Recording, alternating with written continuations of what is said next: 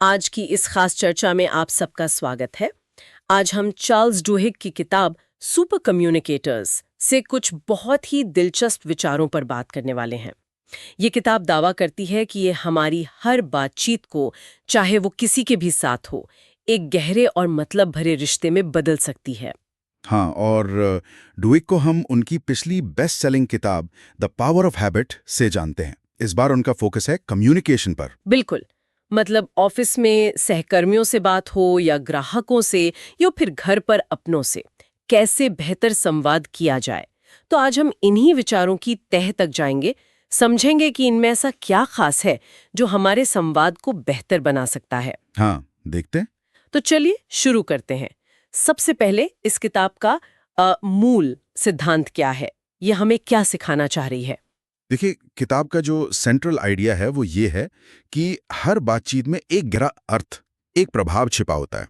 उसे हम अनलॉक कर सकते हैं। अच्छा, मतलब सिर्फ अच्छी तरह बोलना नहीं। नहीं, उससे कहीं ज्यादा ये सिखाती है कि सामने वाला असल में क्या कहना चाह रहा है, उसकी भावना क्या है, उसे कैसे समझें और मुश्किल बातचीत को भी कैसे एक पॉजिटिव मोड़ दें और कैसे आप कह सकते हैं फौरन एक तालमेल, एक भरोसा बना लें। ये तो दिलचस्प है। क्या किताब बातचीत को समझने के लिए कोई तरीका, कोई फ्रेमवर्क देती है? हाँ, बिल्कुल। डुहिग बातचीत को समझने के लिए उसे 3 मुख्य तरह की श्रेणियों में बांटते हैं। ये समझना बहुत मददगार है। ओके। कौन सी हैं वो 3 श्रेणियां? पहली है व्यवहारिक बातचीत। इसका मकसद होता है मिलकर कोई हल निकालना, कोई प्लान बनाना। ठीक है। ठीक है, व्यवहारिक। दूसरी है भावनात्मक बातचीत। हम्म यहाँ जोर भावनाओं पर होता है, समझना, सहानुभूति दिखाना, सपोर्ट देना। हम्म और तीसरी है सामाजिक बातचीत। हम्म इसमें क्या होता है कि हम अपनी पहचान, अपने रिश्ते, ग्रुप में अपनी जगह, इनको मजबूत करते हैं। व्यवहारिक, भावनात्मक और सामाजिक। हम्म तो क्या हम अक्सर अनजाने में, मतलब गलत टाइप की बातचीत में फंस जाते हैं, जैसे कोई इमोशनल सपोर्ट चाहता हो और हम उसे सलाह देने लगे? बिल्कुल, यही तो पॉइंट है। डुहिग यही कहते हैं कि ज्यादातर जो मिसअंडरस्टैंडिंग होती है या टकराव होता है, हाँ। वो इसलिए कि लोग अलग अलग तरह की बातचीत कर रहे होते हैं एक ही समय पर। अच्छा। कोई हल ढूंढ रहा है और दूसरा शायद सिर्फ अपनी भावना बताना चाह रहा है। तो सुपर कम्युनिकेटर बनने का पहला कदम यही है, पहचानो कि कौन सी बातचीत चल रही है और फिर उसी लेवल पर जुड़ो। एग्जैक्टली। जब दोनों लोग एक ही कॉन्वर्सेशनल प्लेन पर होते हैं, तभी तभी असली कनेक्शन बनता है। और यहीं पर वो ब्रेन वेव सिंक्रोनाइजेशन वाली बात फिट होती है ना? ये सुनने में बड़ा फैसिनेटिंग लगता है, दिमाग की तरंगों का मिलना। हाँ, ये कमाल की बात है। और ये सिर्फ कोई दिलचस्प साइंटिफिक फैक्ट नहीं है। अच्छा। ये इस बात का सबूत है कि जब हम किसी से सचमुच जुड़ते हैं, मतलब बातचीत का प्रकार मिलाते हैं, ध्यान से सुनते हैं, तो हमारे जो ब्रेन पैटर्न्स हैं वो सच में एक दूसरे के साथ सिंक हो जाते हैं। सच में? हाँ, ये दिखाता है कि गहरा कनेक्शन सिर्फ एक एहसास नहीं है, ये एक न्यूरोलॉजिकल लेवल पर होने वाली चीज है। वाह!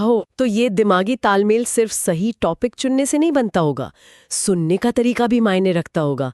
सुनने की कला के बारे में क्या कहती है किताब? निश्चित रूप से, बहुत ज्यादा।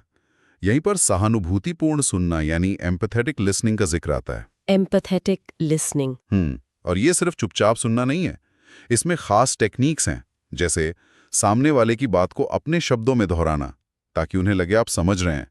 इसे लूपिंग कहते हैं। Looping for understanding. हाँ, उनकी भावनाओं को पहचानना और जाहिर करना, और ऐसे सवाल पूछना जिससे वो और खुलकर बोलें, बिना उन्हें टोके या अपनी कहानी सुनाने लगे। मतलब उन्हें महसूस कराना कि हाँ, आपको सुना और समझा जा रहा है। बिल्कुल, और यही गहरे विश्वास की नींव है। किताब में कहानी कहने की ताकत का भी जिक्र है, स्टोरी टेलिंग का। यहाँ तक कि CIA एजेंट्स का उदाहरण भी दिया है। ये कैसे काम करता है? कहानी सुनाना या स्टोरी ड्रिवन इन्फ्लुएंस एक बहुत शक्तिशाली तकनीक है।